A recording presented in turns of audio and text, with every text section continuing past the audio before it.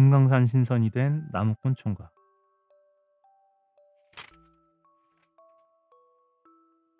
멀구먼 옛날 금강산 밑에 의지가지 없이 외홀로 살아가는 나무꾼 총각이 있었다.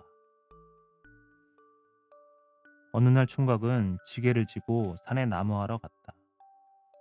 그런데 총각이 나무 한 짐대게 해놓았을 때 갑자기 어린 사슴이 죽기 내기로 뛰어오더니 나무꾼 총각을 보고 뒤에 포수가 쫓아오니 제발 목숨을 살려달라고 빌었다.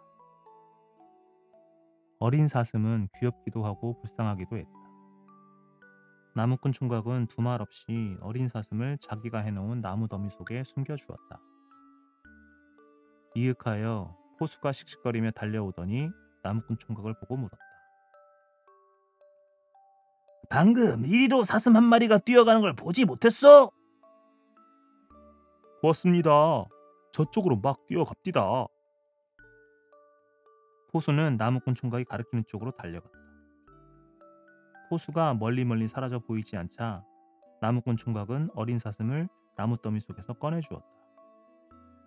자, 이젠 살았다. 어서 가거라. 사경에서 벗어난 어린 사슴은 눈물이 그렁해서 나무꾼 총각을 보고 말하였다. 초부님 고마워요. 훗날 은혜를 갚아드리겠으니 기다려주세요. 은혜라 할 것이 없다. 사람이나 짐승이나 위험에 처하면 구해주는 것이 도리다. 그런 말 하지 말고 어서 가거라. 그럼 안녕히 계세요. 어린 사슴은 깡충깡충 뛰어서 수림 속으로 사라졌다. 며칠 뒤에 나무꾼 총각은 또 그 산에 가서 나무를 하였다. 이날도 총각이 나무 한 짐대게 해 놓았는데 어린 사슴이 깡충거리고 뛰어왔다. 어린 사슴은 나무꾼 총각을 보더니만 반갑다고 그의 앞에 뛰어와 앞발을 꿇고 머리 숙이며 절까지 하였다. 나무꾼 총각은 산에 사는 짐승이라도 다시 만나니 정이 들어서 어린 사슴의 머리를 쓰다듬어 주며 다정하게 물었다. 얘야, 그새 잘 있었니? 그래요. 초부님도 무사히 지냈어요? 그래, 무사히 지냈다. 그런데 너 오늘은 무슨 일이 있어서 또 날 찾아왔니? 내가 도와줄 만한 일이면 도와줄 테니 어서 말해라. 어린 사슴은 머리를 살래살래 줬더니 나무꾼 총각을 보고 물었다. 초부님, 장가를랑 들었나요? 아유 참, 너는 무슨 말을 그렇게 묻니? 그래, 내 이 신세를 보면 모르겠냐? 등에다 나무찜이나 지고 다니며 사는 신세인데 누가 나한테 딸을 주겠느냐? 그런 말은 하지도 마라. 공연히 내 마음만 상한다. 나무꾼 총각은 자기 신세가 너무도 한심하여 하고 땅이 꺼지게 한숨을 쉬었다. 그러자 어린 사슴은 제꺽 앞발을 들어 나무꾼 총각의 무릎 위에 올려놓더니 그의 귓가에 입을 대고 소곤소곤 말했다. 초부님, 장가를 둘 수 있어요. 초부님은 그저 내가 시키는 대로만 하세요. 여기서 저 남쪽으로 고개 둘을 넘으면 푸른 늪이 있는데 그 늪에 7월 초사한 날이면 하늘의 선녀들이 내려와 목욕을 해요. 그날 그 늪가에 가서 숨어 있다가 선녀들이 하늘에서 내려와 목욕할 때 선녀 옷을 한 벌 숨겨두세요. 그러면 그 옷을 잃은 선녀가 하늘에 날아 올라가지 못하고 자연히 초부님의 말을 듣고 아내가 될 거예요. 내 말을 명심하고 꼭 내 말대로 해야 해요. 어린 사슴은 이렇게 말하고 꼬리를 살래살래 흔들더니 눈 깜짝할 새에 자취를 감췄다. 이때로부터 광음은 화살과도 같이 지나서 기다리던 7월 추사온 날이 왔다. 나무꾼 총각은 어린 사슴이 가르쳐준 대로 나무꾼 차림새로 고개 둘을 넘어서 하늘같이 파란 늪가에 가서 숲속에 숨어 선녀들이 내려오는가 하늘만 쳐다보았다. 아니나 다를까 점심때가 가까워 오니 하늘이 팔선녀가 저마다 닭의 둥우리 같은 둥우리에 앉아서 하늘 공중에서 동동 떠내려왔다. 해와 달같이 환하고 꽃같이 고운 선녀들은 늪가에 내려오더니만 활활 옷을 벗어놓고 맑고 시원한 물에 풍덩풍덩 뛰어들어 재미나게 목욕을 하고 있었다. 선녀들은 저마다 좋다고 희희낙낙거리며 웃어대기도 하고 보라는 듯이 물속에서 재간을 피워대기도 하였다. 이때라 나무꾼 총각은 몰래 숲속에서 기어나와 어린 사슴이 시켜준 대로 옷 한 벌을 쥐어들고 다시 숲속에 숨어버렸다. 해가 나불나불해지자 하늘의 선녀들은 물속에서 나와 저마다 제 옷을 찾아 입고 둥우리에 올라앉아 하늘로 동동 떠올랐다. 헌데 옷을 잃은 한 선녀만은 하늘에 날아가지 못하여 늪가에 선 채 구슬 같은 눈물을 떨구며 울고 있었다. 나무꾼 총각은 때가 된지라 서슴치 않고 숲속에서 뛰어나와 울고 있는 선녀를 달래었다. 선녀님, 울지도 말고 놀라지도 마오. 그대는 처녀이고 나는 총각이라. 나와 그대가 이렇게 만남도 연분이 아니겠소. 울지 말고 날 따라가 우리 함께 금술지락을 누리며 검은 머리 백발이 되도록 살아봅시다. 옥경에 사는 것도 좋겠지만 천하절경인 금강산에서 사는 것 또한 재미가 아니겠소. 어서 날 따라갑시다. 나무꾼 총각은 솜같이 부드러운 선녀의 손목을 덥석 잡아 끌었다. 하늘의 선녀는 날개옷이 없어서 하늘로 날아갈 수 없는 데다가 인간 세상에는 의지할 사람도 없고 찾아갈 사람도 없는지라 총각의 말을 쫓을 수밖에 없었다. 그리하여 선녀는 말없이 나무꾼 총각이 이끄는 대로 외씨 같은 발을 종종 옮겨 놓으며 그를 따라갔다. 이날부터 나무꾼 총각과 선녀는 부부가 되어 날 가는 줄 모르고 재미나게 살았다. 그러는 사이에 유수와 같은 세월은 흐르고 부부지락은 깨알처럼 쏟아져서 하늘에서 살던 선녀는 옥골 선풍 같은 아들 셋을 낳았다. 심산골에서 그림자와 동무하며 나무찜이나 지고 다니던 나무꾼 총각은 선녀를 맞아들인 데다 끌날 같은 아들까지 셋을 보니 세상에 부러운 것이 없어 자나깨나 웃음뿐이었다. 이때 하늘에서 내려온 선녀는 딴 생각을 하고 있었다. 그는 아이들이 셋이 재미나게 노는 걸 볼 때마다 이제 다시 하늘에 올라가지 않으면 옥황상제께서 천의를 저버렸다고 대노하여 천발이라도 내리면 자기는 물론 불쌍한 남편과 귀여운 애들까지도 무서운 화를 입을 것만 같았다. 선녀는 날이 갈수록 수심에만 잠겨 그의 얼굴에는 웃음기라고는 없고 그저 수심이 흐린 날 하늘의 구름끼듯 하였다. 선녀는 자기 혼자 속으로 생각하고 생각하던 끝에 하루는 일하러 나가는 남편을 보고 말하였다. 여보세요.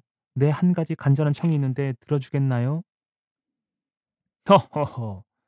내 이 한 몸이 의지가지 없이 외톨이 굴밥말처럼 지내다가 꽃 같은 부인을 얻고 이제는 끌날 같은 아들 셋까지 보았는데 부인이 무슨 청인들 못 들어주리요. 어서 말하오. 제가 하늘에서 내려올 때 입었던 그 날개 옷을 한 번만 입어보게 해주세요. 오늘은 애들을 데리고 재미나게 놀아볼까 해요. 그야 못하겠소. 하지만 하늘에 가버리면 안 돼요. 아이들도 나도 이제는 당신 없인 못 사오. 공연한 말씀 하시네요. 근심 말아요.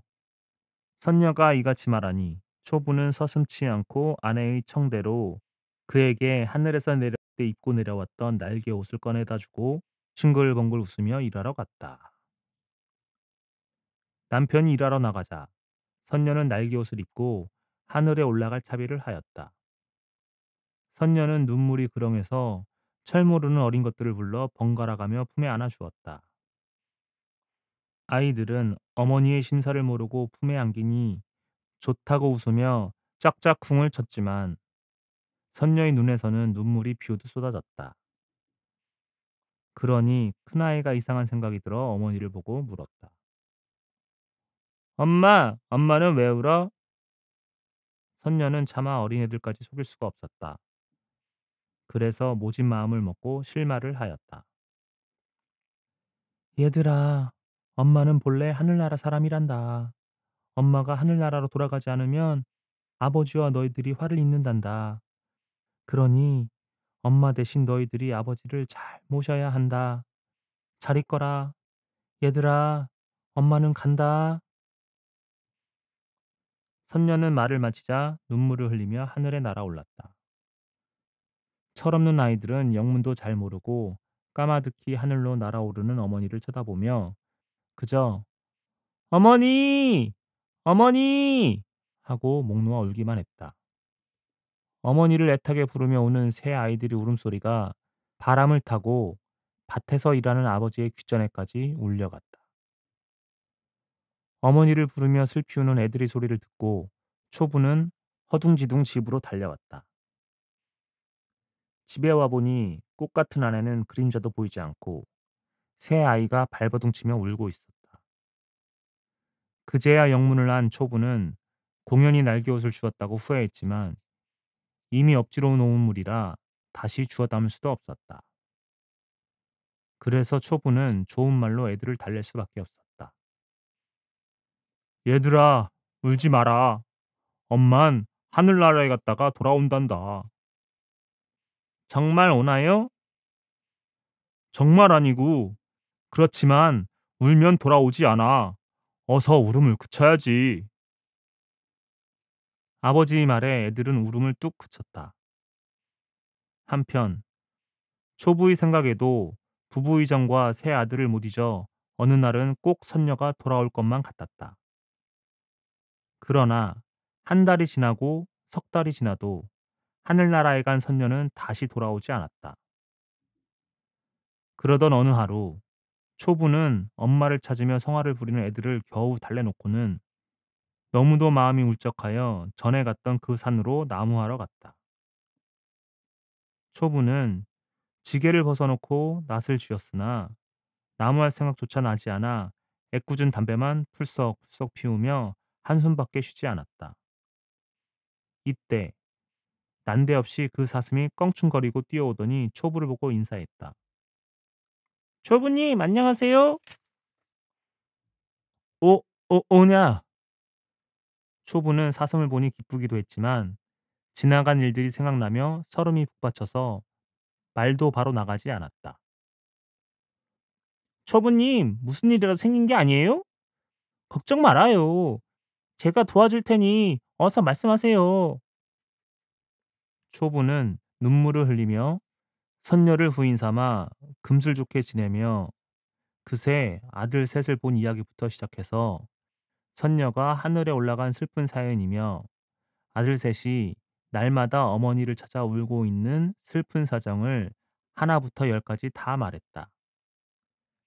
사슴은 초부의 말을 듣고 눈을 깜빡이며 무엇인가 생각하더니만 이렇게 말하였다. 초부님, 방도가 있으니 상심 마세요. 호랑이처럼 사나운 짐승도 제 새끼 둔 골짜기는 기억하고 철 따라 오가는 기러기도 부부정을 안다 하였는데 하늘에 사는 선녀가 어찌 귀동자 셋을 잊으며 부부정을 어찌 모르오리까. 필시 피치 못할 사정이 있어 하늘에 올라간 것이옵니다.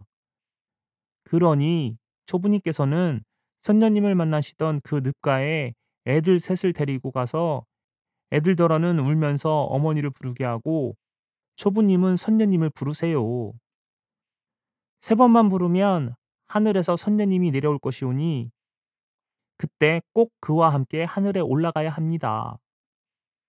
그러면 자연히 후일이 걱정 없이 될 것이옵니다. 사슴은 말을 마치자 그림자도 남기지 않고 어디론가 사라졌다. 초부는 집에 오자 사슴의 말대로 어린 것들을 이끌고 고개 둘을 넘어서 선녀를 만났던 늪가로 갔다. 늪은 예나 다름없이 하늘빛처럼 푸르고 아름다웠다. 초부는 맑은 호숫물에 애들을 깨끗이 목욕시키고 자기 몸도 깨끗이 씻은 다음 애들을 보고 말했다. 얘들아, 엄마가 보고프지? 엄마 보고파. 아버지, 엄마 보게 해줘. 그럼 얘들아, 저 하늘이 보이지? 저 하늘에 너희들 어머니가 계시는데 너희들이 엄마 엄마 하고 세 번을 부르면 어머니가 오신단다. 아이들은 아버지 말이 끝나기가 바쁘게 엄마를 불렀고 초부도 아이들과 함께 목 놓아 선녀를 불렀다. 엄마! 엄마! 부인! 부인! 그리움에 애타는 목소리, 그리움에 피타는 목소리가 눈물에 젖어 산에도 울려가고 강에도 울려가고 하늘에도 울려갔다. 그 소리를 받아 산이 선녀를 부르고 강이 엄마를 찾았다. 엄마! 부인! 세 번째로 부르는 소리가 울리자 과연 사슴의 말과 같이 높은 하늘로부터 고운 둥우리에 앉아 선녀가 눈물 짓고 그들 앞에 내려왔다. 꿈이냐 생시냐 싶었다. 남편은 그리운 아내를 부여잡고 울었고 아내는 어린 것들을 품에 안고 흐느껴 울었다. 초부가 아내의 옷자락을 덥석 잡아주고 울면서 말하였다. 여보, 이제 다시는 우리를 버리지 마오. 우리를 버리고 부인 혼자 하늘에 올라가면 애미 없는 이 애들은 어디 살며 아내 없는 나는 어디 살아간단 말이오. 죽어도 같이 죽고 살아도 같이 살아야 하오. 초부님, 진정하시고 저희 말을 들어보세요. 저라고 어찌 당신과 애들을 떠나 살 수 있겠사오리까. 하오나 옥황상제께서 하시고 대노하시면 당신과 어린 것들에게 큰 화가 미칠 것 같아서 눈물을 머금고 몰래 하늘로 올라갔나이다. 부디 용서해 주세요. 초부님, 저와 함께 가세요. 저도 이제는 더는 떨어져 살 수 없소이다. 선녀는 말을 마치자 어린 것들은 양품에 갈라앉고 남편은 옷자락을 부여잡게 하고는 둥우리에 올라앉아 하늘에 동동 떠올랐다. 하늘나라에 온 초부는 그리운 아내와 함께 장장 밤을 새워가며 지나간 이야기를 하였다. 그러는 새에 밤은 가고 새날이 왔다. 해가 솟자 옥황상제로부터 즉시 대령하라는 전갈이 왔다. 초부는 옥황상제 앞에 가 무릎을 꿇고 앉았다. 그대는 누구기에 감히 하늘나라를 범하는고? 옥황이 눈을 부릅뜨고 물었다. 네, 소인은 하토에 사는 초부이온데 하늘이 맺어준 인연으로 천국에 왔나이다. 초부는 이렇게 대답하고 그간의 세세한 사정을 이야기한 후 엎드려 간청하였다. 금수도 짝이 있고 새끼든 골짜기는 잊지 않는다고 하였소이다. 바라건대 옥황님께서는 저희 부부 다섯 식구를 갈라놓지 말아 주옵소서. 갈라질 바엔 차라리 죽기가 소원이옵니다. 옥황상제는 용상에 앉아 초부를 내려다보았다. 하토에 사는 사람이기는 하나 기골이 장대하고 눈에 전기가 담겨 범상치 않아 보였다. 옥황상제는 한참이나 초부를 뜯어보더니만 무슨 생각이 들었는지 한마디로 슬쩍 물었다. 그대 무슨 재간이 있기로 천궁에까지 올라왔느뇨? 네, 소인이 하토에 살기는 하오나 하늘의 수위대로 오르는 재간만은 가지고 있사옵니다. 뭐라? 하늘에 오르는 재간이 있다고? 그러합니다. 아하하하하. 그러할진대 왜 진작 하늘나라에 와 살지 않고 하토에 묻혀 살았는고? 네, 금강산이 하도 아름답기로 그곳을 떠나지 못하였나이다. 소인은 살아서는 금강산 절경을 보며 살기가 소원이고 죽어서는 그 아름다운 금강산에 묻혀 금강산과 함께 있을 소원이었사옵니다. 말 한마디가 중천금이라더니 초부의 이 말 한마디가 옥황상제의 마음을 크게 움직여 놓았다. 옥황상제는 초부와 선녀의 깊은 정에 마음이 뒤흔들렸던 차에 금강산을 사랑하는 초부의 말까지 듣고 보니 너무나 기특하여 즉시 영을 내렸다. 참으로 기특하도다. 하늘이 지상에 산을 낼제 금강산을 천하 제일 강산으로 만들었는데 오늘까지 그 명산을 맡아보는 신선이 없었도다. 한즉 그대에게 내 딸을 주어 금강산에 보낼 테니 그대는 금강산 신선이 되어 그 산을 지켜보도록 하라. 이렇게 되어 초부는 선녀와 어린 것을 데리고 다시 금강산에 내려와 아기자기하게 살게 되었는데 이때로부터 금강산을 지키는 신선이 있게 되었다 한다.